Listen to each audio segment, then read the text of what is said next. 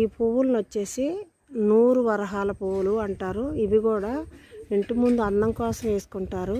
అలాగే దేవుని పూజకు కూడా వీటిని ఉపయోగిస్తారు. చాలా గుత్తులుగా రకరకాల కలర్లు ఉంటాయి. పింక్ ఉంటుంది, రెడ్ ఉంటుంది, వైట్ ఉంటుంది, ఎల్లో ఉంటుంది.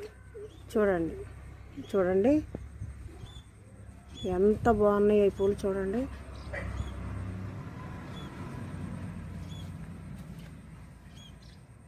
చాలా పువ్వులు పూసిందనమాట ఈ చెట్టు.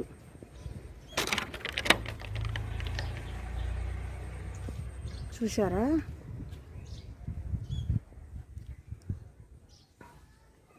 ఇట్లాంటి చెట్లు కనుక మనం ఇంటి ముందు పెంచుకుంటే చాలా ఇంటికి కూడా అందం వచ్చింది అనమాట.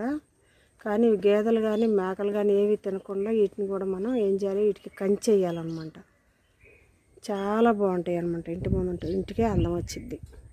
అందుకనే మొక్క బయట కొనుక్కొచ్చి అందరూ వేస్తారు. ఇవి బయట దొరుకుతాయి అన్నమాట.